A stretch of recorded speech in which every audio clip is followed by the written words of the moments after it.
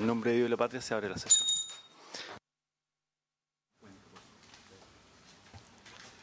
Señor presidente, el día de ayer ingresó a la comisión el proyecto de ley en segundo trámite que establece el día 23 de febrero de cada año como el Día Nacional del Rotario. Han llegado algunas excusas respecto de la sesión del día de hoy. La asesora del presidente del Colegio de Profesores hace llegar sus explicaciones por cuánto no podrá asistir a esta sesión debido a que en el día de hoy se va a realizar la consulta nacional de los profesores respecto a la situación que los aqueja. La ministra de las Culturas, Artes y el Patrimonio remite informe acerca de los proyectos aprobados por el Comité de Donaciones Culturales en el periodo correspondiente al año 2018. Y hay también una comunicación del estudiante de periodismo de la Universidad Finisterra, señor Roberto Tampe, mediante el cual solicita a esta comisión realizar una entrevista a algunos de sus integrantes en relación a un reportaje televisivo que están efectuando sobre la sobrecarga académica universitaria y cómo la base escolar media y las herramientas que esta entrega influyen en esa problemática. Eso, señor presidente. Muchas gracias. Se ofrece la palabra sobre la cuenta u otros. Varios también. Senadora Yarna Proboste.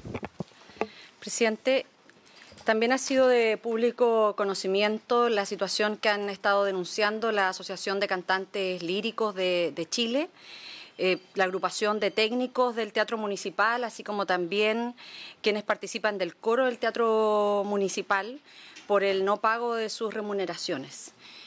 Como la ley de presupuesto asigna una cantidad de recursos importantes de forma directa al Teatro Municipal, le pediría por su intermedio que pudiésemos ver la posibilidad de programar una sesión con la ministra de Cultura, con el subsecretario, que es donde va referida esta partida, y el administrador del Teatro Municipal, porque esta es una situación insostenible. Es un derecho de todo trabajador y trabajadora recibir sus remuneraciones y esto hasta el día de hoy no ocurre respecto del mes pasado. Muy bien, senadora. Incluso no sé si le parece, además de la sesión, de programar la sesión para las próximas semanas, no sé si un oficio para pedir información por aquello. El lunes. Ya, porque digo, ya tengo que ver la programación. Bien.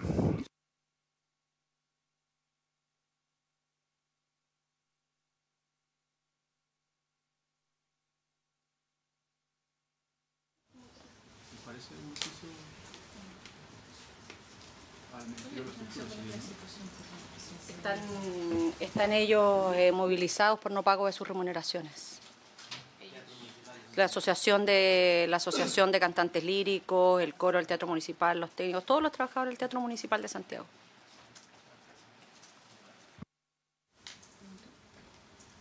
Senadora Ena Fomber. Yo no tengo problema si, o sea, me parecería bien si oficiamos al alcalde en este caso, que entiendo. Claro, es que a quién debiéramos oficiar. Por eso esa está la partida del Ministerio de la Cultura. Por eso la ministra, subsecretaria. Pero bueno. Yo no tengo problema. Es que entiendo que directamente el teatro depende del alcalde, entonces habría que preguntarle al alcalde primero cuál es la situación. Ahora, si quieren oficiar también a la ministra, yo no tengo problema, cualquiera. O a dos. Sí, me parece bien, me parece correcto. Exacto. Perfecto. Entonces se acuerda oficiar a la señora ministra de las Culturas, al señor alcalde de Santiago, para que informen respecto a la situación en que se encuentran los trabajadores del Teatro Municipal. Perfecto. ¿Se ofrece la palabra sobre la cuenta o varios? ¿No? Sobre la cuenta, senadora. A mí, si la Secretaría me pudiera hacer llegar, o nos pudiera hacer llegar, sí, el oficio de la ministra Consuelo Valdés respecto a las donaciones culturales. Y si puede, me está escuchando Diana, a mi correo personal. Gracias. ¿El oficio que se lo cuenta? Sí, por favor.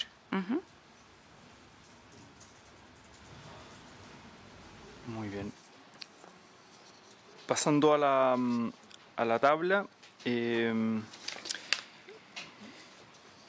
a ver, tenemos 2 puntos en tabla, pero en primer lugar quisiéramos escuchar al Contralor, porque yo había solicitado y tal vez fue también error mío, se me pasó, pero en el fondo la idea era comenzar con las indicaciones del proyecto de DICOM, pero no me fijé que estaba en primer lugar el otro proyecto sobre el Estatuto de Profesionales de la Educación, y ahí tenemos como invitado al Contralor. Entonces, como ya está el Contralor acá, si les parece, escuchamos al Contralor primero y luego pasamos a las indicaciones. Pero, en primer lugar, para no hacerlo esperar en el fondo. Sí, le ofrecemos la palabra sobre el proyecto de Estatuto de Profesionales de la Educación en diversas materias de orden laboral. Gracias, señor presidente. Muy buenos días a todos los integrantes de la comisión, por su intermedio, presidente, al subsecretario también. Bueno, nosotros preparamos esta breve presentación respecto del proyecto de ley que modifica la ley 19.070, que es el Estatuto de los Profesionales de la Educación, y es una presentación que nos parece relevante poder darla acá en esta comisión, porque la verdad que los temas relativos a la aplicación del Estatuto de los Profesionales de la Educación es algo muy recurrente en la labor de la Contraloría. ¿Ya? Si uno revisa la ley 19.070, que es un estatuto administrativo para los profesionales de la educación, se da cuenta de las dificultades que tiene, probablemente por la extensión que tiene, la extensión de los artículos y a veces la estructura que tiene, y eso hace que sea de difícil aplicación, y por eso reiteradas consultas a la Contraloría. Y el proyecto de ley incide precisamente en temas que se han jurisprudenciado, por así decirlo, es decir, en que ha habido dictámenes de la Contraloría y por lo tanto nosotros podríamos realizar un aporte al proyecto, y de hecho algunos de los puntos ya fueron recogidos en la Cámara. Por lo tanto, el temario es el que aparece allí. En primer lugar, una breve referencia al proyecto de ley y luego cada uno de los puntos que toca el proyecto de ley, que son los que están mencionados de los puntos desde el 2 romano al 5 romano en cada caso. Y en cada caso voy a ir mencionando alguna jurisprudencia administrativa que se ha expedido y en algunos casos que quedaría sin efecto porque se soluciona el problema con la nueva norma. El objetivo del proyecto de ley toca los temas que allí aparecen: la titularidad de las horas de extensión de profesores que dependen de DAEM, de Departamentos de Educación Municipal o de corporaciones, las actividades de perfeccionamiento en el periodo de vacaciones de los profesores, el pago de vacaciones de docentes y la exhibición de la evaluación docente, que vamos a ver inmediatamente. Respecto de la titularidad de las horas de extensión, que es el primer tema, y que esto es muy relevante, hay que decir previamente, y solo para recordar y tenerlo en la mente, que el profesor está vinculado de dos maneras con su empleador, es decir, con el sostenedor. Puede estar vinculado como titular, es decir, tiene la titularidad, o puede estar en una situación de contratado o a contrata. Y estas dos modalidades no son incompatibles entre sí, es decir, lo que podría haber es una incompatibilidad horaria, pero respetando el total de 44 horas, un profesor podría, por ejemplo, tener 22 horas como titular y las otras 22 horas estar contratado a contrata y, por lo tanto, no tener la calidad de titular. Y eso es bien relevante de tener en la mente para ver cómo funciona el proyecto. Ahora bien, los profesionales de la educación que tienen calidad de titulares, como aparece ahí en el artículo 36, en el inciso primero, tendrán derecho a la estabilidad en las horas y funciones establecidas en los decretos de designación o contratos de trabajo, según corresponda, a menos que deban cesar en ellas por alguna de las causales de expiración de funciones establecidas en este estatuto.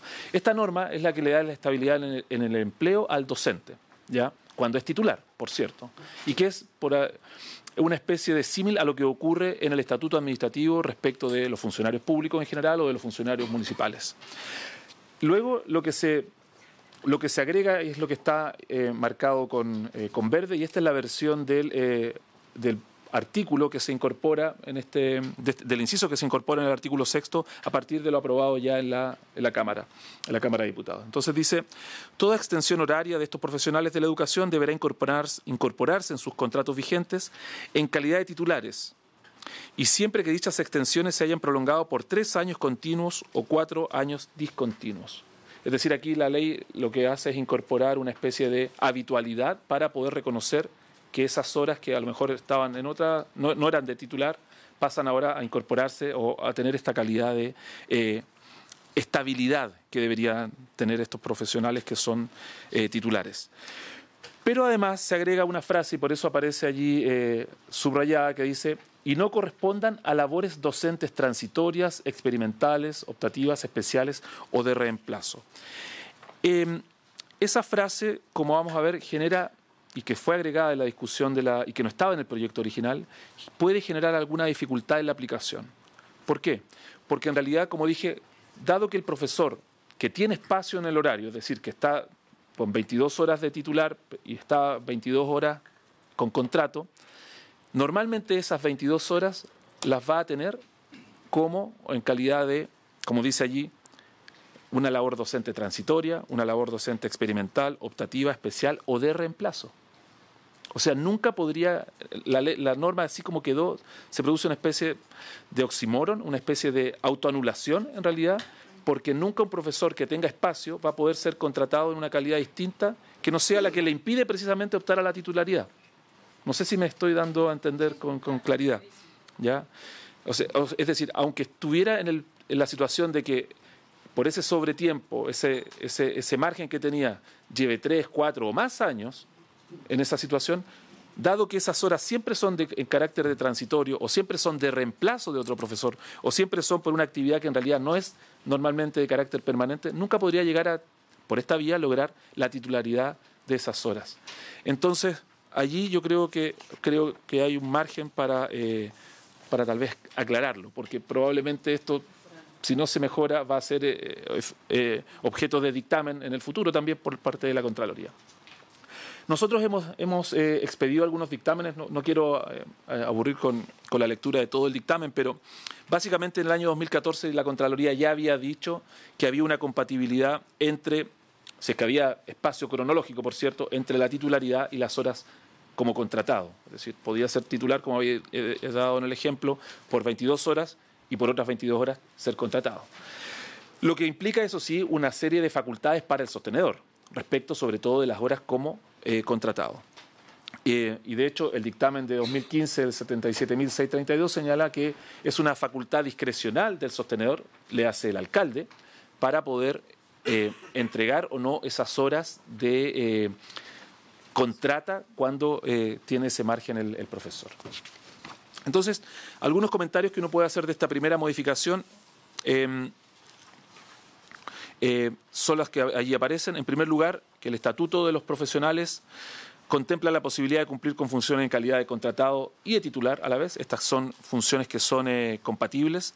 En segundo lugar, no es posible que en el contrato de trabajo se puedan acordar estas extensiones horarias porque normalmente esto se entiende como una facultad discrecional del sostenedor. Él es el que puede aumentar o no esas horas que son contratadas.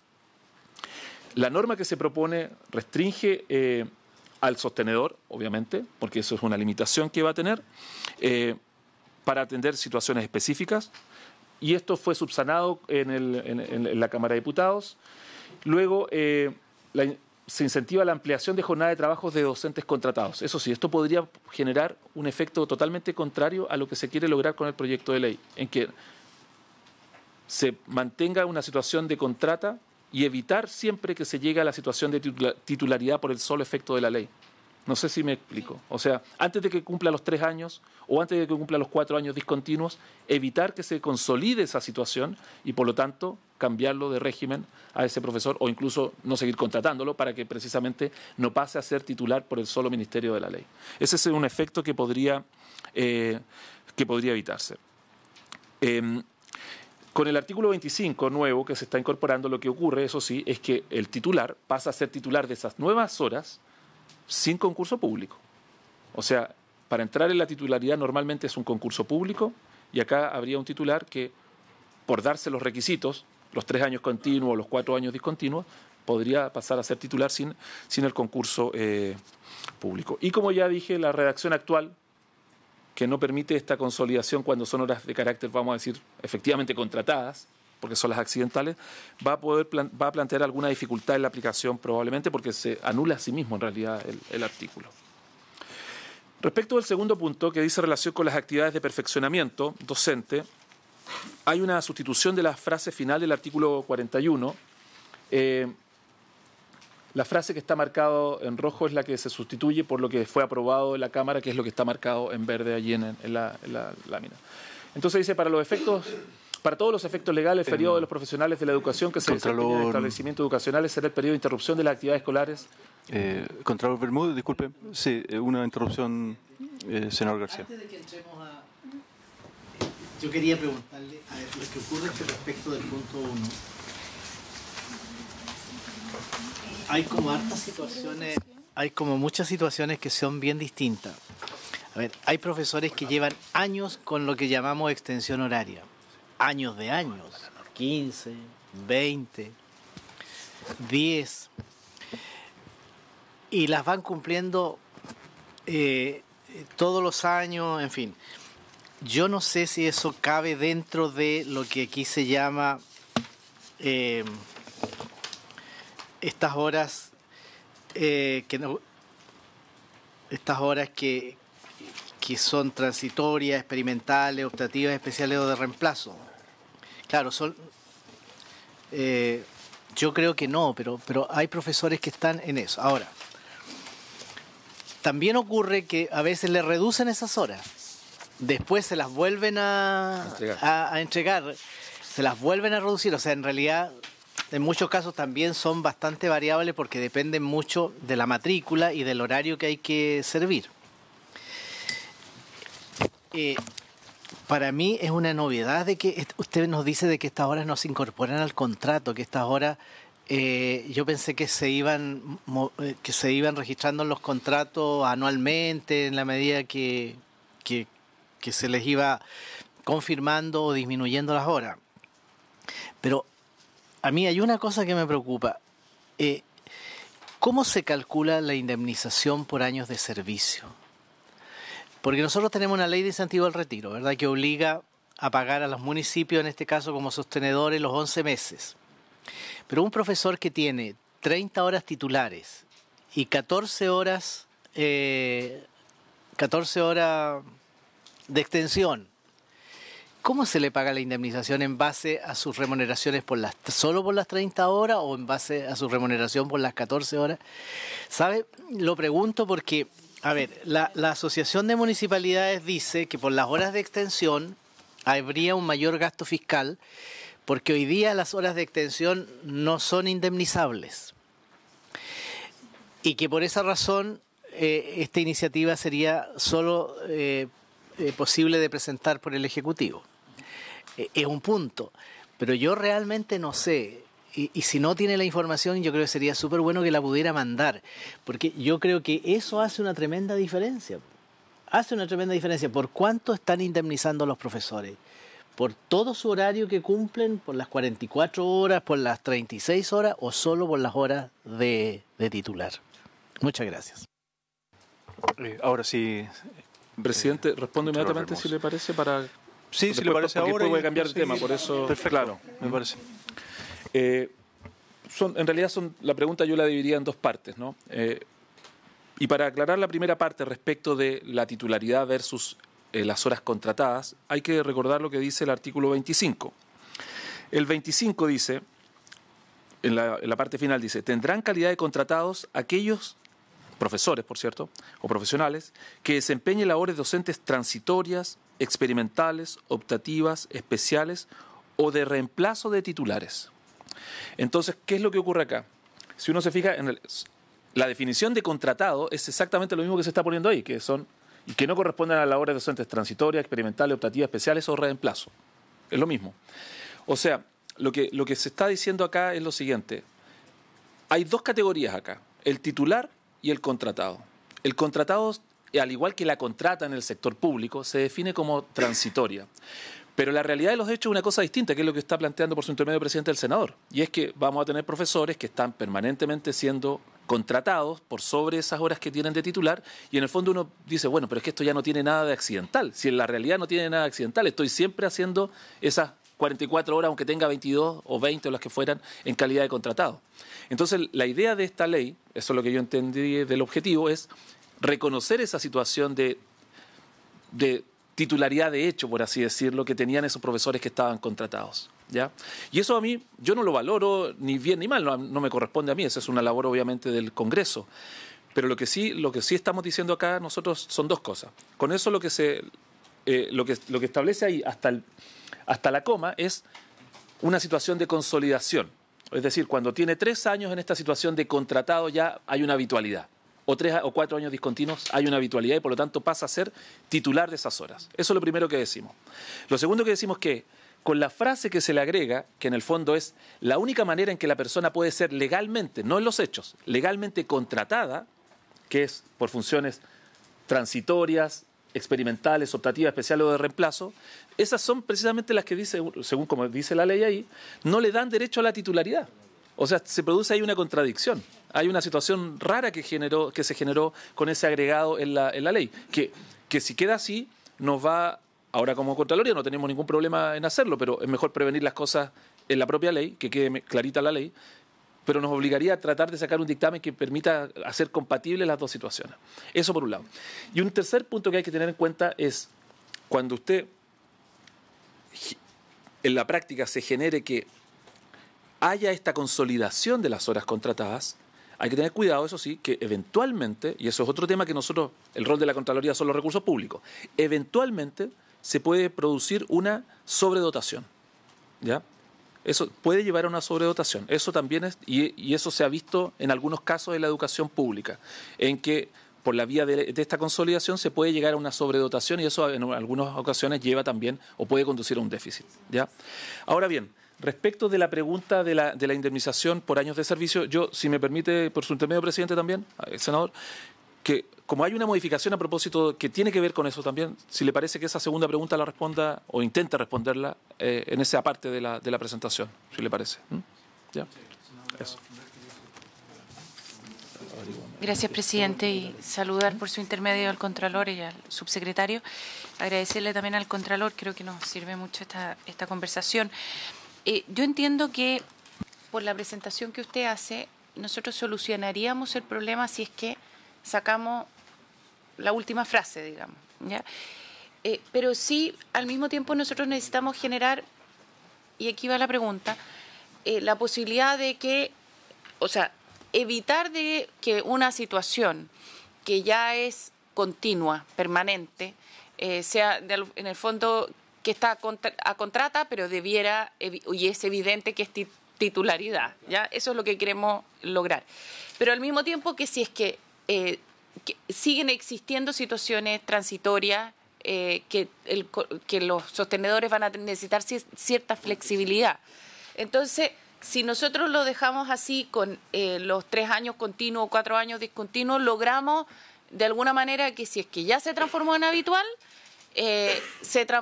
genere titularidad, pero de dejarle cierta flexibilidad, porque si es que lo dejamos de manera de que en el momento en que hay contrata, digamos, automáticamente es titular, no tenemos ninguna flexibilidad. No. Sí, sí. Gracias, presidente. Sí, Gracias por su intermedio. Bueno, efectivamente, la titularización de estas horas solo se lograría reconociendo la realidad, ¿no? Y esa realidad es a través del tiempo. Los 3 años continuos, los 4 años discontinuos, una decisión legislativa. Podría ser 2 y 3, 4 y 5 y así sucesivamente. Usted la mirada que tiene así como, ¿qué debiéramos hacer? ¿2, 3?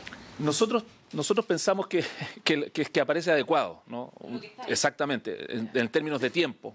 En términos de tiempo, porque es más o menos, ya da cuenta de una planificación también del docente, ¿no? O sea, la persona tiene derecho a planificar su vida en el sentido de, bueno, yo ya llevo 3 años ganando esta cantidad, tengo derecho a pensar que va a mantenerse esta situación si se mantienen las mismas condiciones, por cierto.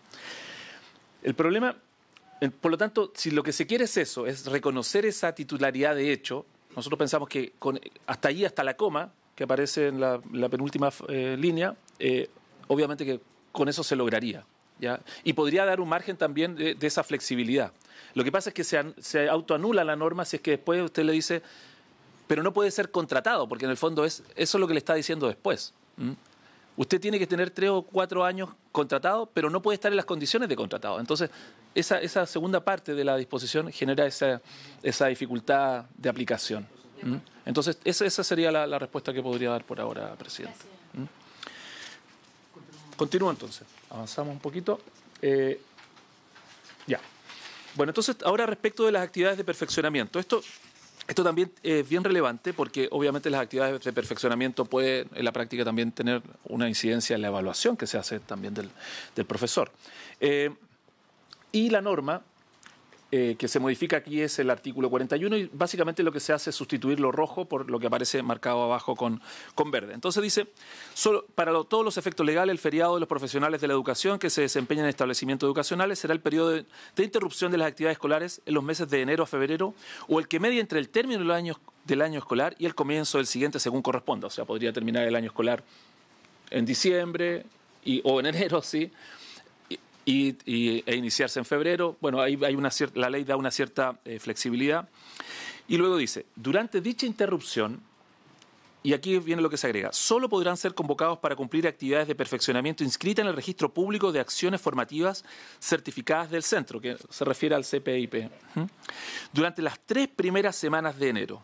Dicha convocatoria deberá realizarse a más tardar el 30 de noviembre del año escolar docente respectivo. Esta norma es bien relevante porque así como está, porque tiene varios efectos. En primer lugar, lo que hace es limitar las actividades que se pueden hacer en este periodo. Porque antes, si uno lee ahora lo que está marcado en rojo, dice, para cumplir actividades de perfeccionamiento u otras que no tengan el carácter de docencia de aula.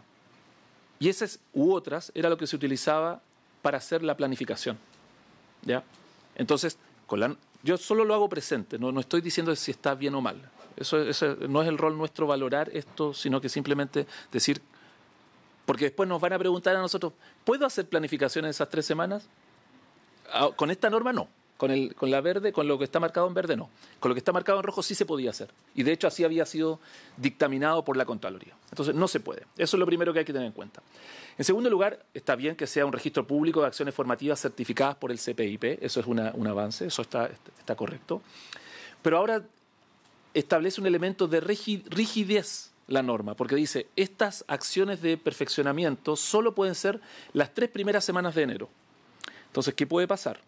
Supongamos que un colegio se planifica de otra manera y por lo tanto quiere que el perfeccionamiento sea a fines de diciembre o a lo mejor que sea a comienzos de febrero. Eso no se va a poder hacer, ¿ya? O al revés, un colegio que está en una situación de movilización, por ejemplo, y tiene que recuperar las clases y por lo tanto termina el periodo escolar en enero y por lo tanto se corre todo para adelante, quiere decir que esos docentes no podrían tener perfeccionamiento porque solo se puede hacer las primeras 3 semanas. Y eso le puede impactar en su carrera docente, desde el punto de vista de la evaluación. Entonces, hay que tener la ley que se quiere modificar tiene sentido porque efectivamente los profesores sufrían a veces que les ponían una hora de perfeccionamiento en mitad de las vacaciones. Entonces había una situación un poco arbitraria, por así decirlo. Pero este elemento de rigidez puede generar un problema del punto de vista de la práctica. Sobre todo si, por ejemplo, se tuvo que retrasar el año escolar y por lo tanto, producto de que hay que recuperar clases, y por lo tanto, si son las 3 primeras semanas de enero, eso puede ser complicado. Otro elemento que es importante acá es que dice que dicha convocatoria deberá realizarse a más tardar el 30 de noviembre del año escolar docente respectivo, y eso es correcto porque el programa, el PADEM, el Programa de Desarrollo Educativo que tiene que realizarse en cada municipio, bueno, después en cada servicio local, se aprueba en el mes anterior. Por lo tanto, está bien que quede esa fecha ahí puesta que no estaba tan claro antes. Bien, yo creo que saltémonos la jurisprudencia sobre la materia. Entonces, en esta norma limita la discrecionalidad del sostenedor, efectivamente, porque ya no va a poder disponer en cualquier momento esa actividad de perfeccionamiento, pero con las consecuencias que ya se acaban de decir. No puede haber una planificación de la actividad, porque ahora es solo para perfeccionamiento, no es u otras actividades, O sea, la planificación debería hacerse en otro momento o no hacerse. Dado que el 15 de noviembre debe estar aprobado el PADEM, que es el Plan Anual de Desarrollo de Educación Municipal, se subsanó este problema que tenía porque el plazo que venía originalmente en el proyecto era anterior a la aprobación era el 31 de octubre. Entonces esto se subsanó en el proyecto de la Cámara. Y lo dicho ya que esta norma que se aprobó en la Cámara podría en los hechos impedir o limitar fuertemente el perfeccionamiento de los docentes que deban realizar actividades pedagógicas a fin de año o en enero. Bien. Senadora, sí, una pregunta sobre el punto, senadora Fonberg. Gracias, presidente. Yo entiendo el punto que hace Contralor y la preocupación de que en el fondo si es que hay un colegio que tiene movilización. Exacto. Y entonces va a haber que hacer el perfeccionamiento, no tengo idea, a fines de enero o principios de febrero y al final los que van a no poder perfeccionarse son los profesores. Pero al mismo tiempo, por el otro lado, lo que se quiere evitar es la discrecionalidad del sostenedor que se produce hoy. Entonces, de alguna manera tenemos que encontrar un camino intermedio. Y cuando se dice solamente actividades inscritas en el CPIP, no se permite la posibilidad de, por ejemplo, la planificación. ¿Alguna sugerencia de cómo podríamos encontrar el camino entre que no se nos produjo una rigidez tal de que si es que hay un colegio que terminó más tarde con las clases, sea por la situación que sea, no pueda realizarse el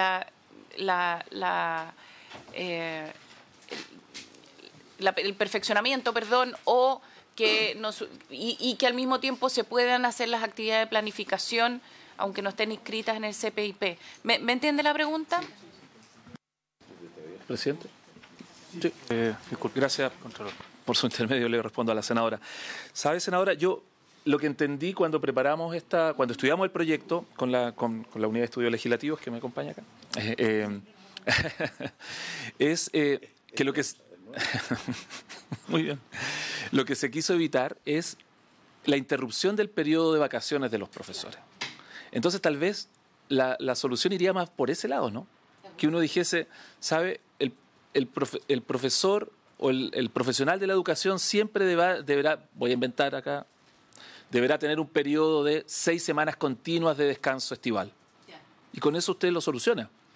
Claro, entonces usted podría decir, bueno, entonces tengo un margen entre fines de febrero y comienzos de enero para poder hacer estas otras actividades que van a ser el perfeccionamiento que al profesor le interesa porque está dentro de su formación y obviamente la planificación, que también ahí yo no soy técnico en el tema, entonces no sé, yo creo que puede ser relevante ese tema también, ¿no? De poder planificar la actividad escolar del año. Entonces, me parece que más bien iría por ese lado, de decir, por así decirlo, 6 semanas en bloque continuas del periodo estival. Y eso creo que podría solucionar y también porque hay otros colegios que tienen vacaciones, por ejemplo, cada trimestre. Entonces no se soluciona diciendo una norma que sea para todo el año. O sea, tendría que ser un bloque en ese periodo. ¿Continúo, presidente? Ya. Ya. ¿Avanzamos un poquito? Esto es bien relevante también por su intermedio, presidente, a toda la comisión, que es la situación de la prórroga del contrato durante el periodo en que se interrumpe la actividad escolar. ¿Por qué? Porque muchas veces para evitar el efecto que se produce por el artículo 41 bis, es que se le terminaba el contrato a los profesores justo antes, un poquito antes, para evitar que se produjese esta prórroga por lo menos hasta febrero del año siguiente y por lo tanto el sostenedor se ahorraba esos recursos.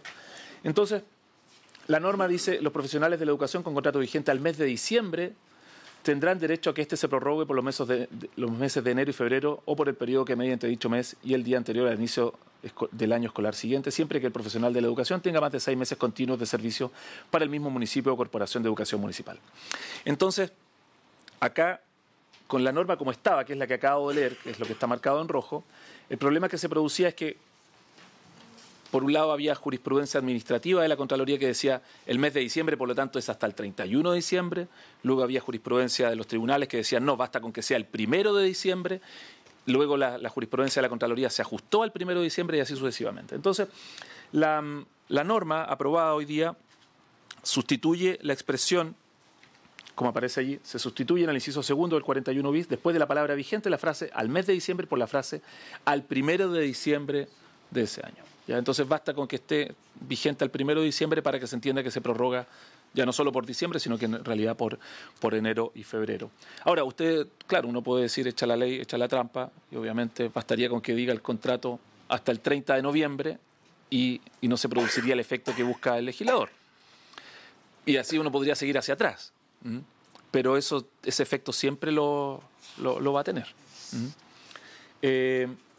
Bueno, la jurisprudencia, como dije, se fue alineando luego con lo que dice la Dirección del Trabajo y los propios tribunales de justicia.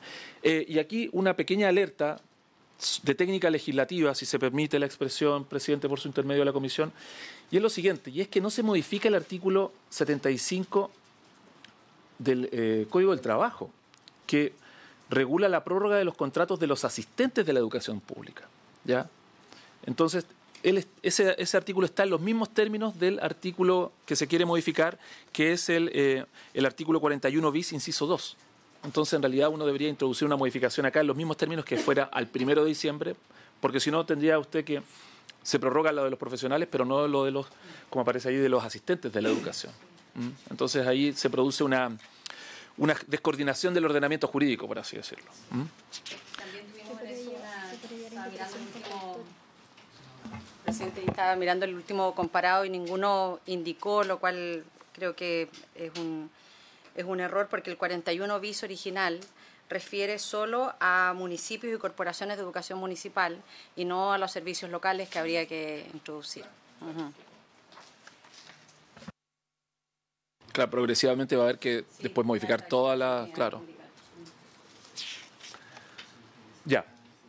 Y este tema es bastante complejo también por su intermedio, presidente, que dice relación con la exhibición de la evaluación docente. Este es el último punto ya del proyecto. Exhibición de la evaluación docente y el acceso a la bonificación por retiro voluntario de la Ley 20.976 con respecto a los profesionales de la educación. Y nuevamente el mismo método. La parte de arriba está el proyecto y lo que se quiere modificar, y la frase en roja es lo que se sustituye por la frase que aparece ahí marcado en verde. Ya, entonces dice, eso es la norma hoy día, podrán eximirse del proceso de evaluación docente establecido en los incisos anteriores los profesionales de la educación a quienes les falten 3 años o menos para cumplir la edad legal para jubilar. 60 años, 65 años, ¿ya? Y después dice, y aquí agrega las condiciones para poder eximirse. Dice, siempre que presenten la renuncia anticipada e irrevocable a su cargo, la que se hará efectiva al cumplirse la edad legal de jubilación por el solo Ministerio de la Ley. En todo caso, estos profesionales tendrán derecho a la indemnización establecida en el artículo 73, que es por la pregunta que nos formulaba el senador, 1 mes por año, con un tope de 11, y quedarán sujetos a lo prescrito en el artículo 74, que se refiere a la imposibilidad de reincorporarse por lo menos por 5 años a prestar servicios por lo menos respecto de ese mismo sostenedor. ¿Ya? Eso es lo que se está tratando de sustituir. Entonces, ¿qué dice la norma ahora? Dice, podrán eximirse del proceso de evaluación docente establecido en los incisos anteriores los profesionales de la educación a quienes les falten 3 años o menos para cumplir la edad legal para jubilar. ¿Ya? Sigue hasta ahí igual. Pero después dice, con todo, estos profesionales quedarán sujetos a lo prescrito en el artículo 73, 73 bis y 74 de la misma ley o a la ley de incentivo al retiro vigente. ¿Ya? Y luego dice, no podrán eximirse del proceso de evaluación docente el profesional de la educación que continúe en funciones una vez cumplida la edad legal para jubilar. ¿Ya? Entonces, acá lo que hay que destacar de esta disposición es que se elimina el requisito o condición para obtener estos beneficios, que es presentar la renuncia anticipada. ¿Ya? Ahora, yo entiendo esto en el sentido de que en la práctica, por lo menos lo que a nosotros nos tocó ver desde la Contraloría y por reclamos que recibíamos, era que el profesor se había acogido al mecanismo del artículo 70, 1/10, había optado por esta exhibición de la evaluación, por lo tanto, para que le pagara la indemnización y los incentivos, pero el sostenedor no se los pagaba. Y por lo tanto se veía en la peor situación. Se quedaba sin los incentivos y sin trabajar, o tenía que, en los hechos, igual seguía trabajando. Y el sostenedor le seguía pagando. A pesar de que entre comillas, por el solo ministerio de la ley, se produce o se debería producir el efecto de que cesan sus funciones. Y de hecho está establecido como una causal de cesación de sus funciones, que es lo que se elimina en la letra siguiente. Entonces, si ponemos la siguiente, porque esto tiene una consecuencia y es que se elimina eso que la letra K, ¿ya? Se saca como causal de término o cese del profesional de la educación el haberse acogido a esta renuncia anticipada. Se saca porque efectivamente el artículo 70 nuevo que se aprueba en la Cámara ya no lo establece como una situación. Sin embargo, acá hay que tener algunas consideraciones, pensamos nosotros, en cuenta. O algunas dudas. Pasemos a las dudas nomás para no... las consecuencias de este artículo es que se elimina la evaluación docente para quienes están a 3 años, desde 3 años antes de su edad legal de jubilación, no necesariamente que vayan a jubilar.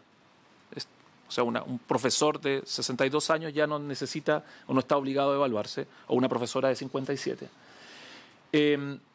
Ahora, se hace referencia a los artículos 73, 73 bis y 74, pero en realidad ya no tiene mucho sentido porque esos artículos siempre estuvieron en función del profesor que está saliendo o que se acogía a este sistema de retiro, de renuncia anticipada. Entonces esto presenta algunas dudas después del punto de vista de la interpretación, que a lo mejor sería bueno que se discutieran también. Primero porque se hace una referencia a los artículos 73, 73 bis y 74 o a las leyes de incentivo al retiro que se dictan. Entonces parece que eso es dicotómico. Es o esto, o estos artículos 73, 73 bis y 74, o la ley que eventualmente se dicte. Entonces sería uno u otro. Eso es una duda que después se va a presentar. En segundo lugar, el 73 bis y el 74 se refieren no solo a aspectos económicos o de incentivo al retiro, es decir, no hay solo indemnizaciones o bonos por retiro, sino que son disposiciones de distinta índole, tienen otros contenidos, son además artículos bastante largos. Y además, en la práctica se puede producir la siguiente situación: el profesor no está obligado a renunciar, no obstante, se exime de la evaluación. Entonces el profesor va a estar 3 años antes de la edad legal para jubilar sin evaluarse, pero a los 66 años, como siguió trabajando, va a tener que volver a evaluarse. Necesariamente, ya no tiene la opción. Y eso puede significar, en la práctica puede significar, primero, una dificultad real de volver a evaluarse, porque además en 3 años puede haber cambiado mucho el sistema de evaluación, la forma de evaluación. Y puede significar para ese profesor que a los 67 años ya no se va a ir jubilado voluntariamente, sino que se va a ir destituido por mal desempeño, con las consecuencias que eso puede tener, porque no pudo haber sido bien evaluado. Eso es lo que nosotros prevemos que podría ocurrir. Entonces un profesor que podía haberse ido jubilado con toda la dignidad, a lo mejor se va a ir con toda... Exactamente, porque no pudo ser evaluado correctamente. Entonces, nosotros pensamos que a lo mejor puede ser buena idea esto de, a lo mejor no someterlos al final del periodo profesional a evaluación. Pero si esa persona va a seguir trabajando, eso puede generar un problema. Bueno, nos saltamos la jurisprudencia en el último punto, pero es lo que teníamos preparado, presidente, por su intermedio de la comisión. ¿Tenemos la respuesta? Muy bien, muchas gracias, Contralor Bermúdez. La senadora Proboste pide la palabra. Presidente, bueno, junto con agradecer la exposición del Contralor, quisiera hacer un par de preguntas también referidas al artículo 70, que fue uno de los últimos a los que el Contralor hizo mención. Bueno, en la última ley miscelánea, efectivamente nosotros cambiamos esa disposición de que el profesor que había cumplido ya la edad de jubilar también podía eximirse, porque era raro, y por lo tanto cuando lo vimos en este proyecto de ley, que se pone como indicación, no podrá eximirse del proceso de evaluación docente el profesional de la educación que continúe en funciones una vez cumplida la edad para jubilar.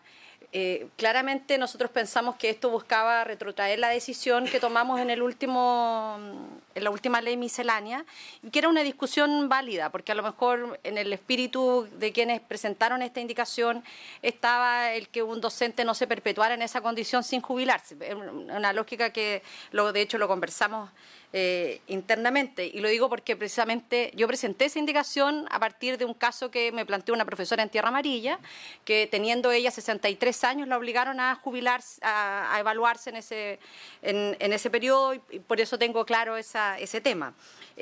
Sin embargo, pensaba que era bueno dar este debate a propósito de la indicación que se presentó.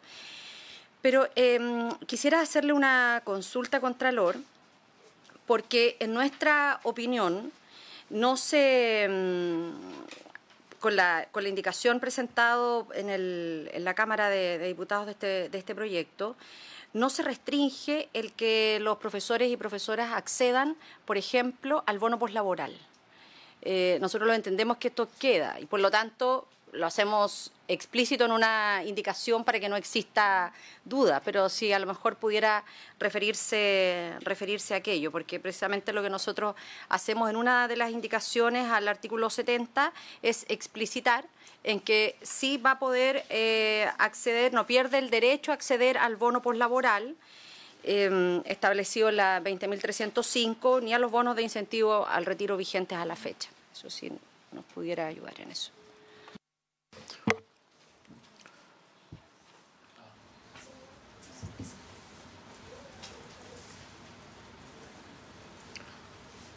No sé si mientras hay otras preguntas o comentarios, o el subsecretario también, si quisiera, ¿no? Mientras, senador García y después el subsecretario. Como uno escucha aquí, pero el Contralor estaba viendo si tenía la información para contestarnos cómo se calcula la indemnización en general, pero en lo fundamental para el incentivo al retiro. Bien, subsecretario. Sí. Presidente, no solo un comentario, que es algo que está en la presentación del Contralor, pero no se planteó, y creo que es interesante ahondar también en eso, que respecto de del artículo transitorio que establece hoy día la compatibilidad con quienes ejercieron el derecho a eximirse y luego obtener la indemnización con el bono de incentivo del retiro, que creo que es interesante también ahondar en ese aspecto que está en la página. No tiene claro, si uno cuenta para atrás, 1, 2, 3 antes de terminar la presentación, que se refiere al artículo primero transitorio del decreto 35, que es el que aprueba el reglamento de la ley 20.976, que hace compatible. Creo que es interesante porque también aporta a la discusión. Gracias, presidente. Ahora sí, le parece, Contralor Mermos. Gracias, presidente, por su intermedio. Efectivamente estaba pendiente la respuesta, hicimos la consulta internamente para que nos ratifiquen. Y la indemnización por año se calcula de acuerdo a la remuneración. Devengada, exactamente. Entonces, independientemente de si esa fuente es titularidad o contratado, cumpliéndose los demás requisitos, que pueden ser requisitos de alguna antigüedad en el cargo, pero en el fondo es la remuneración. Por lo tanto, exactamente, es el mismo gasto. Es el mismo gasto. En ese sentido, por lo tanto, daría igual para el cálculo si son, como he dicho ya varias veces en el ejemplo, 22 horas de titular, 22 horas de contratado, esa remuneración son 44 horas. ¿Ya? Yendo a las otras preguntas, que son, bueno, la indicación dice, lo voy a leer si se permite, presidente, por su intermedio. Sí. Dice, los profesionales de la educación que se hayan acogido a la exhibición establecida en el inciso anterior no perderán el derecho a acceder al bono poslaboral establecido en la ley 20.305 ni a los bonos de incentivo al retiro vigentes a la fecha de tal exhibición. ¿Ya? De partida a nosotros nos parece siempre que es bueno que haya este tipo de normas, ¿ya? Porque normalmente generan dificultades interpretativas cuando no se ha dicho nada. Ese dictamen que está ahí, por ejemplo, da cuenta de eso, que ahí tuvo que sacar un dictamen para decir que efectivamente tenía derecho a la bonificación y tenía derecho a las indemnizaciones que establece, porque la ley no lo había prohibido así expresamente.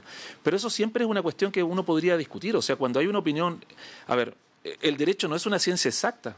No es una cosa que uno pueda decir hay una sola solución. no hay una sola solución. O sea, usted puede encontrar más de una solución y que puede ser muy plausible en la medida que se fundamente y se argumente bien. Entonces, esta disposición a nosotros nos parece bien en el sentido de que clarifica a qué se atiende. Obviamente esto puede generar gasto, pero eso no es una cosa que nosotros podamos acá valorizar. Entonces, una disposición así clarifica la compatibilidad entre beneficios, ¿ya? Y eso en la práctica a nosotros por lo menos nos parece que es adecuado. Eso podría decir por ahora, presidente. Muy bien, muchísimas gracias al Contralor Bermúdez por la completa presentación. Creo que aclara varios puntos. Si les parece, le agradecemos la presentación y pasamos a otro punto. Quería aprovechar de hacer una pregunta, ¿sí? Senador Quintero. Un tema que él conoce, que tuvimos con el senador García Ruminot también, respecto a algunas comunas de la Araucanía, porque se repite en varias regiones a raíz del tema de la ley CEP y de la entrada en vigencia de la ley 20.001, ¿sí? Exactamente, 21.006, perdón, el artículo 1 que obliga a tener el 70% rendido antes de la mitad del convenio, y es por la entrada en vigencia de la ley. Entiendo que hay una presentación también que hizo el Ejecutivo ahí. Es un tema muy sensible en algunas regiones.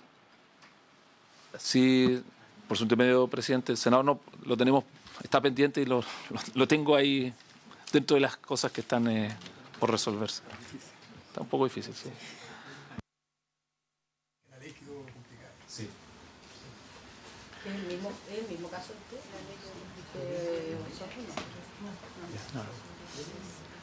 Muy bien. Bueno, muchas gracias, Contralor Bermúdez. Gracias por la presentación. Aprovechamos de despedirlo entonces. Muchas gracias, Contralor Bermúdez. No, de aquí de la sesión, digo. Aprovechando de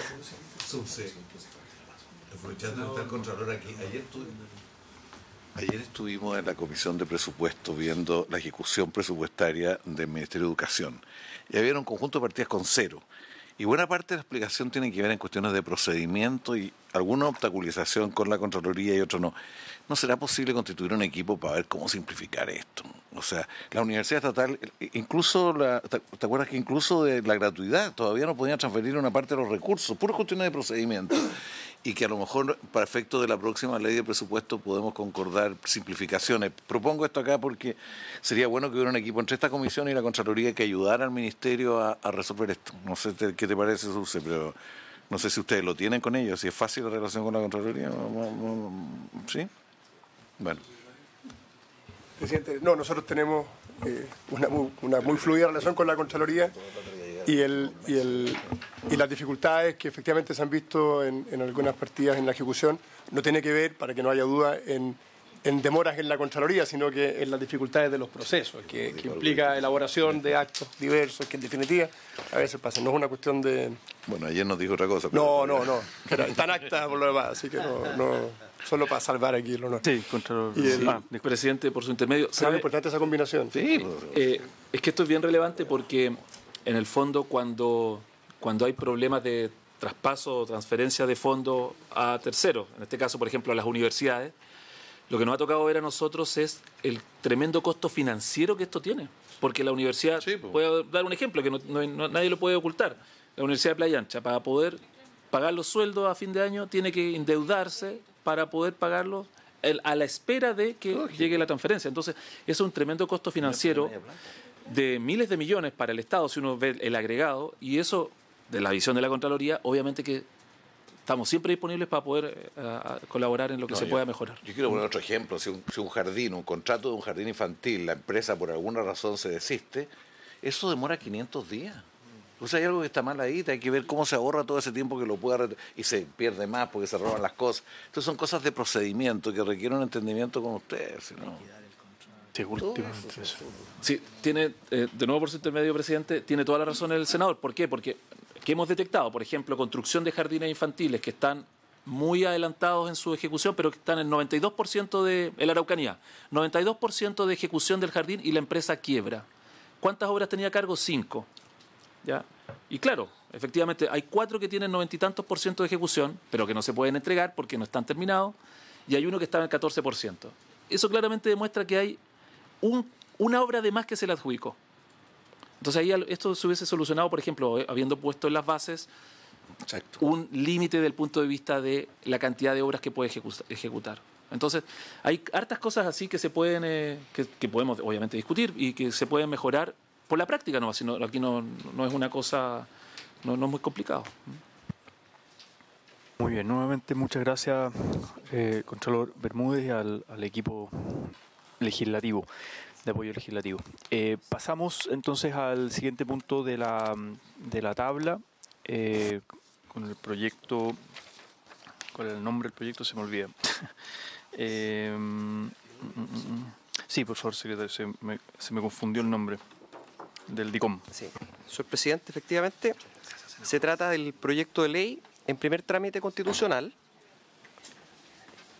iniciado en moción de los honorables senadores señora Proboste y señores Latorre, Montes y Quintana, que modifica la ley 19.628 sobre protección de la vida privada, con el objeto de prohibir que se informe sobre las deudas contraídas para financiar la educación en cualquiera de sus niveles.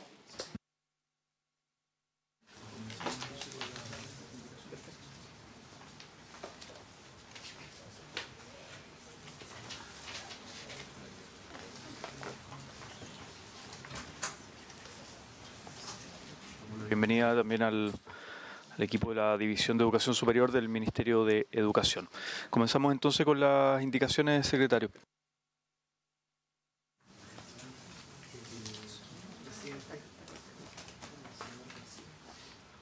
Presidente, respecto Senador. de este proyecto, yo quisiéramos, junto con la senadora Fombar, plantear lo siguiente. Entiendo que el plazo para presentar indicaciones venció antes de que escucháramos por segunda vez a la Comisión Ingresa. Así se llama, ¿verdad? Comisión Ingresa. Y yo creo que el informe, este segundo informe que nos hizo la Comisión Ingresa, por lo menos nos deja a nosotros hartas interrogantes. Nos gustaría a nosotros poder trabajar un poco más el proyecto y presentar indicaciones.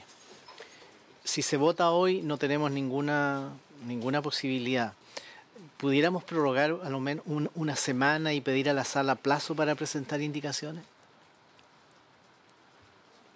Pero me confundí. ¿Usted presentó indicaciones? No, porque la exposición, la segunda exposición de la Comisión Ingresa Sí. fue cuando ya estaba vencido el plazo para presentar indicaciones. Estaban ya presentadas las indicaciones. Claro, ya. ¿Y quiere presentar nuevas indicaciones? Sí, porque en realidad la segunda presentación de Ingresa es, en mi opinión, es súper... los efectos que puede tener el proyecto son súper preocupantes, porque finalmente lo que se hace, lo que pudiera terminar ocurriendo, es que las mayores provisiones que tengan que hacer las instituciones de educación superior, porque ellos son los primeros garantes de los créditos, no es el fisco actúa como segundo garante. Entonces ellos tienen que provisionar respecto de quienes no paguen. Y eso termina influyendo en los costos o en los aranceles que le van a fijar a los nuevos estudiantes. Entonces, de alguna manera, esto... por eso yo quisiera más bien revisarlo, que nos den un poquito de tiempo para presentar indicaciones en un poco fundadas en lo que fue la segunda presentación de la Comisión Ingresa. Eso es, presidente. A ver, yo no tendría problema en ampliar un nuevo plazo de indicaciones, que se enriquezcan y se presenten nuevas indicaciones. Lo que sí, yo creo que tenemos una diferencia en el contenido y en las preocupaciones. Lo que sí me gustaría, porque lo tenemos pendiente hace ya varias sesiones, es ir avanzando, tal vez no despacharlo completamente hoy día, pero en el fondo ir avanzando con las indicaciones que ya se presentaron. En su momento pues, se hicieron una serie de indicaciones y continuar, y luego cuando se presenten nuevas, o sea, abrimos un nuevo plazo hoy día en la tarde, podemos solicitar un nuevo plazo y luego continuar tramitando, porque ya hay varias indicaciones presentadas hay 5, 8, 5. No, son... Yo tengo 6 acá. Son 5. Bueno. Yo entiendo su punto. Pero si empezamos a verlo y después se presentan indicaciones sobre el mismo artículo, va a ser como enredada la tramitación en el fondo. Claro. Y que, claro, es que es corto, en el fondo el proyecto es corto. Entonces yo no sé si acogiendo la preocupación del senador García, nos podemos dar una semana más, si nos da... Una semana, no pido más, no pedimos más. Pero tendríamos que pedirlo a la sala porque... Sí, claro.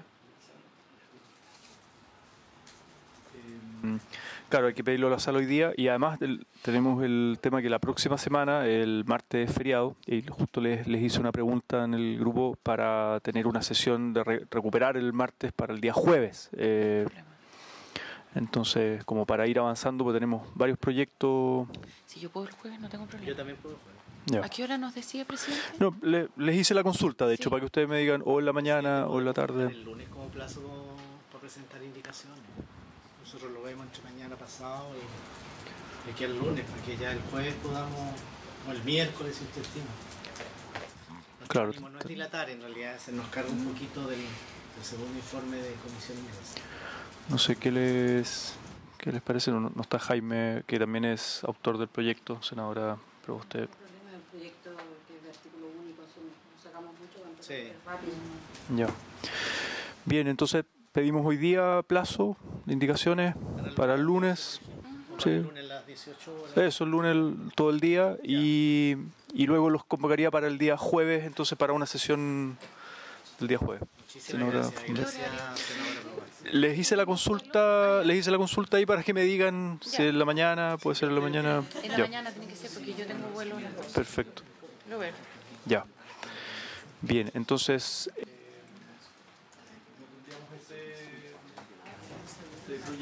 Entonces podríamos escuchar a la gente de Osorno que viene. sí, les parece que, o sea, yo tengo audiencia con ellos, pero habían solicitado presentar en la comisión, habían enviado una serie de escritos, yo los voy a atender igual a las 12 del día, pero vienen con un punto en particular. ¿Les parece?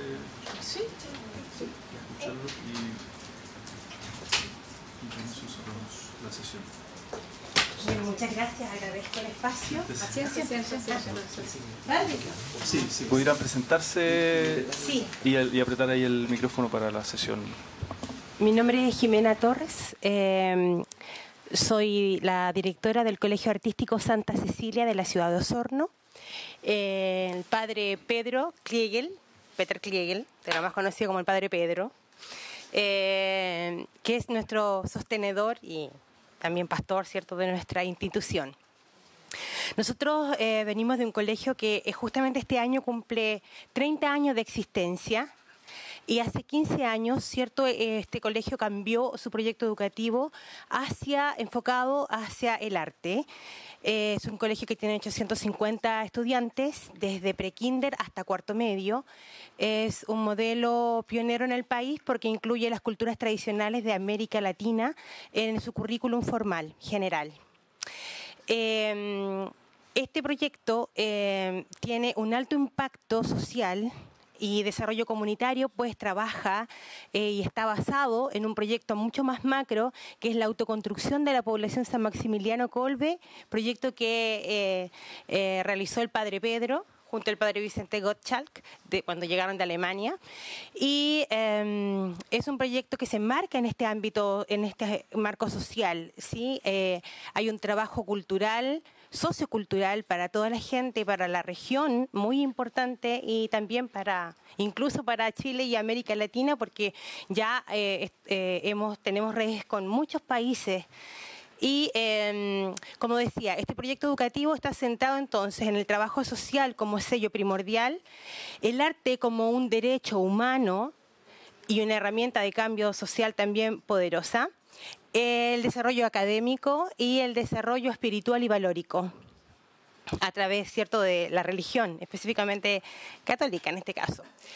Bajo la mirada, por supuesto, que tiene el padre Pedro, que le da este otro enfoque más bien a la educación de la religión.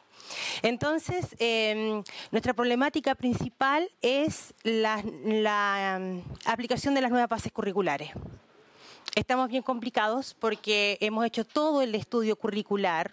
O sea, estamos hablando aquí que ya pasamos todas las instancias locales, como la Dirección Provincial de Educación, con sus jefes técnicos, la Seremi de Educación, que fue a nuestro establecimiento a hacer este trabajo curricular, y es imposible con las nuevas bases curriculares que continuemos con el mismo modelo o diseño curricular que tenemos hasta el día de hoy. Y de alguna manera nos coarta o el aspecto social, que incluye, o sea, lo importante es que a lo mejor se comprenda que estos 3 pilares del PI fuertes están asociados con asignaturas que hemos logrado incluir dentro del currículum general. Entonces, no es solamente el arte, ¿sí? Y con estas nuevas bases curriculares no podríamos realizarlo. Y el ejercicio curricular ya está hecho y es imposible. Entonces creemos que es como injusto no ver estas diferencias también en los proyectos educativos del país que existimos, ¿sí? Y buscamos una solución. Nosotros traemos nuestra propuesta, hemos hecho una propuesta, pero esta propuesta tiene que ver de alguna manera con hacer estas excepciones en algunos aspectos de las bases curriculares. En general, eso es. No sé si, senadora Fonver, y también que quisiera complementar el perdón. sacerdote. Quisiera complementar la presentación. Bueno, yo pienso de que es importante ver la diversidad en la vivencia humana. Y esto nos asegura nuestra constitución política también. Y entonces esto se aplica desde la vivencia de la vida de nuestro pueblo, de nuestros pueblos, expresado por medio del arte. Y por esto estamos luchando. Creo que es un derecho ver la educación un poco más diversa en sociedad que no tiene otra voz que la expresividad. Y eso siempre es el arte. Y yo creo que nuestro pueblo, que no tiene la posibilidad quizás de ir a establecimientos pagados, tiene el mismo derecho que los demás. Y por eso luchamos. Porque nace de una visión de la formación de comunidades, una experiencia de 50 años que tenemos en Osorno, donde una comunidad se levanta solo, supera pobreza, desorientación social, y es una sociedad súper participativa, es decir, por el camino de la subsidiariedad. Y esto es lo que vemos como una posibilidad de formar y ver cómo hay una no aplicabilidad de una ley para ver cómo se puede seguir una educación súper exitosa para que se pueda seguir andando. Eso es lo que preocupa, digamos. Senadora. Yo dos puntos. Uno, que quisiera entender por qué tienen la dificultad. O sea, si podemos entrar un poco más en el detalle. Sí. Primera pregunta. Sí, perdón. Esa es la primera consulta. Y la segunda, preguntarle si lo han conversado con el Ejecutivo, con el subsecretario, digamos, porque en el fondo esto no es materia de ley, sino que es una decisión del Ejecutivo con el Consejo Nacional de Educación. Entonces quisiera saber también si es que lo han podido conversar con el subsecretario o no, porque en el fondo nosotros podemos hacer buenas gestiones, digamos, pero no es resorte del Parlamento. Pero quisiera entender cuál es el problema. Sí, ahora sí. El problema específico es que las nuevas bases curriculares establecen algunas asignaturas optativas, y exclusivamente las asignaturas optativas son las que son parte fundamental de nuestro proyecto educativo. La historia, incluso es más, nosotros hemos incluido además, a través de la jornada escolar completa, historia del arte, para complementar además la historia. Entonces, el arte como optativo, somos un colegio artístico, no podríamos dar el arte como optativo porque nosotros entendemos, y está declarado en nuestro proyecto educativo institucional, el arte como un derecho humano. por lo tanto trabajamos con un índice de vulnerabilidad muy alto. Entonces hemos tomado este rol sociocultural desde prekinder hasta cuarto medio. Y justamente es en tercero y cuarto medio donde se generan las acciones artísticas más importantes del colegio. Y de alguna manera, la jornada escolar completa también asume para nosotros, porque podríamos decir que la jornada escolar completa a lo mejor nos podría, de alguna manera, ayudar como en esto de incluir en nuestro proyecto educativo. Sin embargo, la jornada escolar completa está también dedicada al desarrollo social del colegio y hemos logrado hace 3 años incluir un preuniversitario en el establecimiento, para darle esta oportunidad a todos nuestros estudiantes, la misma oportunidad, digamos. Entonces, no contamos con la jornada escolar completa y la única manera de hacer el arte obligatorio es la jornada escolar completa en este momento, porque las otras, las asignaturas de diferenciación o de profundización, deberían, o sea, ahí también se ve cierto el área artística. Claro, esa podría ser una solución, pero sigue siendo optativa. Entonces, nosotros consideramos que no podría ser, porque es parte de nuestro proyecto educativo el arte. Senadora Fonver y después senadora Proboste. Para entender el problema, porque el nuevo currículum establece que historia usted lo puede poner dentro, quiero entender el problema, sí, porque todavía sí, me sí. cuesta mucho entender el problema. Historia lo puede dar dentro de las horas optativas, pero eso no significa que no es obligatorio para los alumnos del colegio.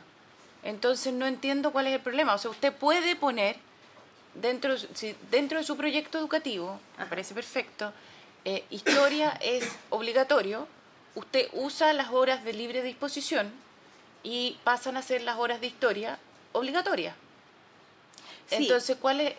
Por no eso, entiendo porque cuál es el problema. es lo que le explicaba. En las horas de libre disposición, en la jornada escolar completa, Sí. están copadas con nuestro proyecto social del preuniversitario en el colegio. Entonces no nos queda opción. No les queda No un nos espacio queda horario. claro. Eso es lo que Eso estoy es. planteando. Sí, De acuerdo. sí. Ya entendí. ¿Lo has conversado con el subsecretario? Mañana tenemos una hora con él a las 11 Ok. de la mañana en Santiago. Muchas gracias. Yo quisiera agradecer la presencia acá en el Congreso, porque esto también permite ver con rostros y con historias de proyectos educativos que han sido tan exitosos e inclusivos como el proyecto del Colegio Artístico Santa Cecilia, las dificultades prácticas que tiene o que tendría la implementación de esta modificación en el cambio curricular. Y hemos visto que ustedes han mantenido un intercambio epistolar, que incluso le han escrito a la ministra, no sé si han tenido respuesta de esas cartas, le han escrito al subsecretario, me gustaría saber si es que han tenido también respuesta de parte de él. Veo acá en la carpeta que la Seremi Educación de la región de los Lagos compromete también un apoyo y un acompañamiento. Y estos son, para aquellos que están siguiendo esta transmisión, los problemas que tiene la implementación de firmarse el decreto del cambio curricular, porque no hay más horas de las que es posible tener en un establecimiento, y para todos aquellos que durante tantos años han defendido la importancia de los proyectos educativos, institucionales, la autonomía, es raro que con la misma fuerza no se pronuncien respecto de todas las dificultades que trae aparejado esta modificación al cambio curricular. Nosotros hemos tenido la posibilidad a través del padre Pedro de conocer hace ya largo tiempo también las dificultades que han tenido en entender algunos funcionarios la lógica de la subvención escolar preferencial. Este es un colegio que tiene un índice de vulnerabilidad muy, muy alto, que además acoge a niños y niñas de distintos lugares de la provincia. Y realmente este esfuerzo de innovar, de inspirarse en la cultura latinoamericana, de las redes que han generado, tiene dificultades prácticas a la hora de materializar. Y como lo ha dicho la la senadora von Beer, no está en nosotros. Lo que nosotros esperaríamos es que finalmente no se firme este decreto, no se materialice este cambio en la malla curricular, porque realmente tiene dificultades con rostros de proyectos educativos institucionales como el proyecto del Colegio Artístico Santa Cecilia. Y esto es también una demostración, porque cuando uno escucha a muchos sostenedores en el día de hoy, y lo hemos conversado con los representantes del Colegio de Profesores en Copiapó particularmente, en donde algunos sostenedores dicen, no, mire, nosotros vamos a mantener historia, y ellos hacen el ejercicio real con los jefes técnicos, no hay posibilidades de que eso ocurra, porque ya las horas de libre disposición están comprometidas como parte de los proyectos educativos institucionales. Entonces, esto es una mala noticia para proyectos educativos institucionales como el que tiene Santa Cecilia, que han llegado hasta acá, pero de muchos otros que a lo largo del país se extienden con esfuerzos innovadores, creativos, que además colocan un sello diferenciador. Y yo, más que todo, quiero reconocer el trabajo que ha hecho el Colegio Santa Cecilia durante tantos años en Osorno, fundamentalmente por los temas de inclusión. Muy bien. Le ofrecemos la palabra. Muchas gracias por la consideración. Sin duda, nosotros hemos tocado todas las puertas locales, como decía, y regionales también. Hemos hecho el ejercicio y ha sido imposible. No, de nadie. Y la Seremi quedó en que íbamos a dialogar, íbamos a ver este trabajo, incluso ella se ofreció también para poder acompañarnos si era necesario. Hace 3 semanas de esto y hasta el día de hoy no tenemos respuesta. Y con las cartas que se han enviado en apoyo a nuestro proyecto educativo a través de la FIDE y a través también de del Consejo Municipal de Osorno, tampoco, ninguna respuesta.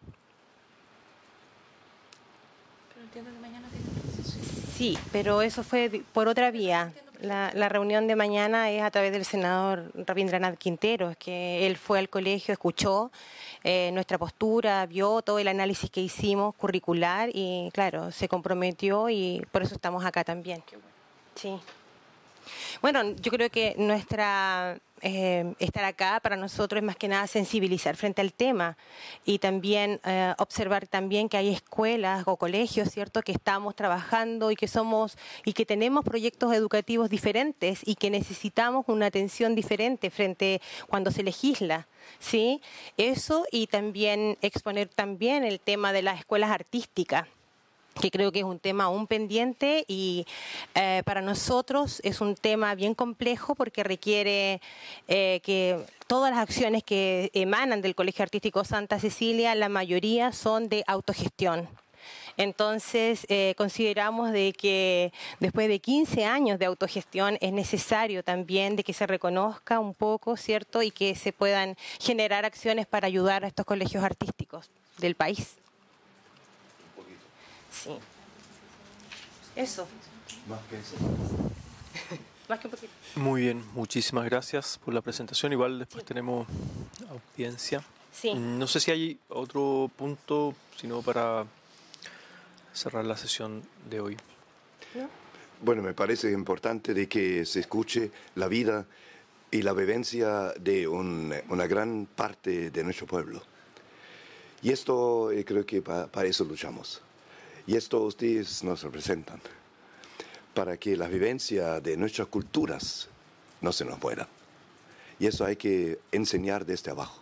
Y eso está haciendo nuestro colegio desde hace mucho tiempo. No desde una cultura europea, sino desde una cultura latinoamericana. Y por eso ha tenido tanto acceso nuestra gente y interés nuestra gente, y ahí está el éxito, porque no se busca. Pero han entendido de que esta forma, como el arte es un derecho, un camino de educación, como nuestra gente crece. Nuestros alumnos vienen con ganas a la escuela. No hay violencia, no hay verdad, si nuestros están en su casa, porque han descubierto, ellos son los actores desde la historia de su propia vida. Y eso es muy valioso. Yo quisiera solamente terminar diciéndoles de que en esta carpeta hay también nuestro informe como escuela artística. Creo que sería interesante que pudieran echarle una miradita, ¿sí? ¿Puedo hacer otra consulta? Y agradecer el espacio. Muy bien, sí, senadora Fonmer. Consultarle cuál es la problemática que usted plantea respecto al tema de las escuelas artísticas, porque nosotros en Valdivia tenemos la escuela Juan Sebastián Bach, que es probablemente uno de los, bueno, no sé, lo digo quizás porque soy de allá, y, es un proyecto educativo tremendamente exitoso en torno al tema artístico, y nosotros hemos ido solucionando a través de un cambio que nosotros hicimos también en el sistema de admisión, específicamente para las escuelas artísticas, porque tenían ellos una problemática con el sistema de admisión, con el nuevo SAE, para aplicarlo en la escuela Juan Sebastián Bach. Entonces quisiera saber cuál es el tema que usted plantea, porque nosotros hemos hecho un trabajo súper cercano, tanto con la escuela de Valdivia como también con la escuela de las artes en La Unión, que son vecinos de ustedes. Sí. Conozco el trabajo que han hecho con la escuela Juan Sebastián Bach. Hay varias problemáticas que se presentan para las escuelas artísticas. Consideramos ahí también en la carpeta el tema de infraestructura, de equipamiento artístico, que es muy de alto costo cuando uno quiere dar una educación artística de calidad. La contratación de docentes y especialistas, la nueva carrera docente, por ejemplo, es un gran tema para las escuelas artísticas, porque el 48% de las escuelas formales, el 48% tiene contratados licenciados y no pedagogos, no profesores en educación artística, en el arte que sea. Entonces, estos profesores, por ejemplo, no contarán entran a la nueva carrera docente, pero no contarán, por ejemplo, con un BRP, al igual que un profesor. Entonces son temáticas que a nosotros nos complican harto. Nosotros justamente estamos pensando en entrar este año a la nueva carrera docente, pero nos tiene muy complicados, por ejemplo, el tema de nuestros colegas, y que son, no sé, el 90% del área artística, estos son licenciados en arte. Y en el sur de Chile, sobre todo, cuesta mucho encontrar especialistas. Y mucho más aún, insisto, con estas diferenciaciones de proyectos educativos institucionales como el nuestro, que está relacionado con las artes tradicionales, con la cultura tradicional. Entonces, no encontramos nunca licenciados en arte o ni siquiera pedagogos, y tenemos que trabajar con cultores. Entonces, son temáticas, insisto, de escuelas artísticas propiamente tal, que me parece que no son menores, y insisto de que a nosotros nos ha apoyado bastante la autogestión que tiene el colegio, a través de la creación incluso de un departamento de extensión para poder generar estos proyectos, ¿sí? Y estas instancias de nexos y apoyos de externos al colegio. Sí, senadora. Una sugerencia.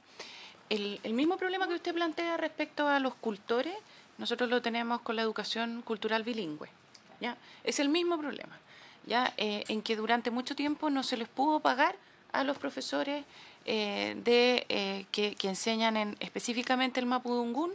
¿Por qué? Porque no son profesores, porque ya. Eso se ha ido solucionando con el ministerio. Y respecto a las escuelas artísticas, nosotros tenemos exactamente el mismo problema en Valdivia, porque en general los profesores que hacen clases de instrumento no son pedagogos. ¿De acuerdo? Entonces tienen licenciatura en otra cosa. Y yo ahí los invito un poco a organizarse con las escuelas artísticas, porque la problemática tienen la misma, ¿ya? Y yo creo que esto se puede solucionar. También cuando nosotros pensamos, se ha ido solucionando, pero sería súper bueno, porque uno al final termina trabajando con una escuela artística y después con la otra. En algún minuto nosotros tratamos de unirlos porque efectivamente hay una problemática que es común. Únanse para ir solucionando el problema para todos, y no haciéndolo lo invitaría de verdad. Nosotros estamos haciendo un trabajo súper interesante con la Juan Sebastián Bach en Valdivia y con la escuela en La Unión, y cuando usted me cuenta esto, son los mismos problemas que hay allá. Así que yo lo invito a que podamos trabajar juntos en el tema. De verdad. Bien, muchas gracias. Senador Quintana, no sé si usted tiene... Sí, senador Quintana. Sí, distinto. Sí, ahí conversamos en un momento después. Muchas gracias a ustedes. Muchas gracias. Quintana. No sé si habrá alcanzado a llegar a la cuenta un documento, el senador García también lo conoce, de BTF de la Araucanía, del servicio Costa.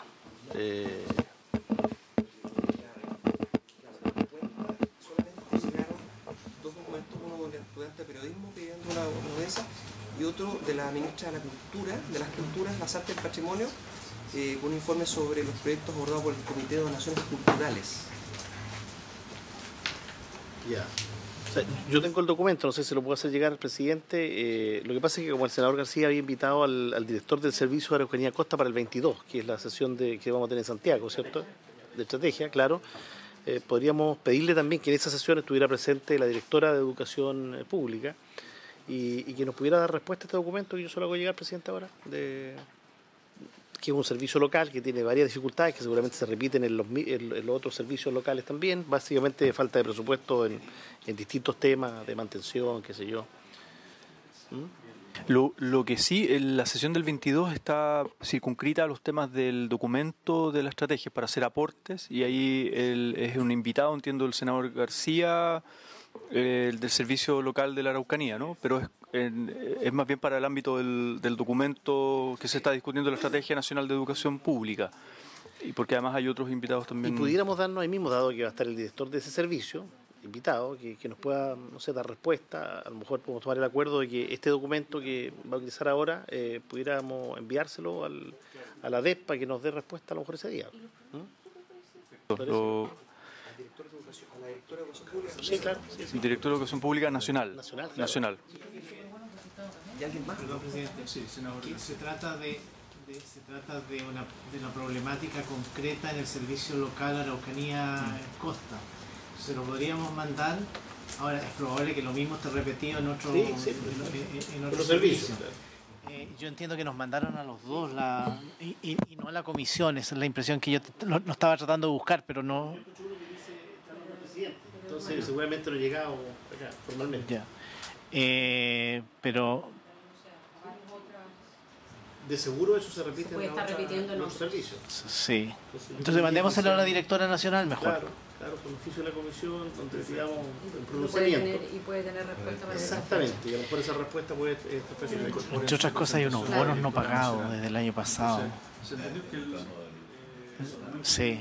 lo va a hacer llegar a la comisión? ¿Sí? Se le haga llegar como oficio también a la directora nacional la nueva directora nacional de Educación Pública, y que en la sesión del 22 ella pueda incorporar en su presentación estos aspectos que van a hacer llegar desde el Servicio Local Araucanía.